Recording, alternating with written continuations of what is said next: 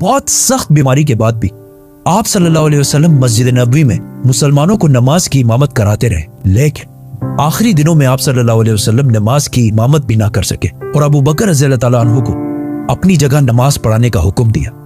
अपने आखिरी दिन आप सल्लल्लाहु अलैहि वसल्लम ने हजरत आयशा रज़ियल्लाहु ताला अन्हा के हुजरे में गुजारे, जो मस्जिद नबवी के बिल्कुल अटैच एक कमरा था। लेकिन इसके बाद आप सल्लल्लाहु अलैहि वसल्लम की बीमारी बढ़ती गई और अचानक एक दिन हजरत आयशा रज़ियल्लाहु ताला अन्हा के घर से आवाज आई कि आप सल्लल्लाहु अलैहि वसल्लम इस दुनिया से रहलत फरमा चुके हैं, जिस पर मदीना के लोग हैरान हो गए कि ये कैसे हो सकता है, क्योंकि उस वक्त आप सल्लल्लाहु अलैहि वसल्लम की उम्र सिर्फ 61 साल थी आज कल के कैलेंडर के मुताबिक, और इस्लामिक कैलेंडर के मुताबिक उनकी एज 63 साल थी।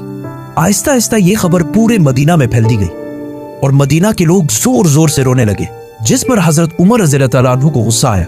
और उन्होंने अपनी तलवार निकाली और कहा कि जो भी कहेगा कि रसूलुल्लाह सल्लल्लाहु अलैहि वसल्लम जिंदा नहीं है तो मैं उसका सर कलम कर दूंगा। वो हजरत मूसा अलैहिस्सलाम की तरह कुछ अरसे के लिए गए हैं और फिर वापस आ जाएंगे, क्योंकि फिरौन की गुलामी से आजाद होने के बाद जब बनी इसराइल डेजर्ट में 40 साल तक फिर रहे थे, हजरत मूसा अलैहिस्सलाम अपनी उम्मत को छोड़कर 40 दिन तक कोहे तूर पर अल्लाह से बात करने के लिए गए थे, जिसके बाद उनकी उम्मत बनी इसराइल ने यह सोचा था कि हजरत मूसा अलैहिस्सलाम वफात पा चुके हैं, लेकिन असल में मूसा अलैहिस्सलाम जिंदा थे और 40 दिन के बाद वापस आ गए थे। इसीलिए हजरत उमर रज़ियल्लाहु ताला अन्हु ने भी यही कहा कि रसूलुल्लाह सल्लल्लाहु अलैहि वसल्लम अल्लाह से मिलने के बाद वापस आ जाएंगे, और ये वो इसलिए कह रहे थे क्योंकि रसूलुल्लाह सल्लल्लाहु अलैहि वसल्लम हमेशा कहा करते थे कि एक दिन हम मुसलमान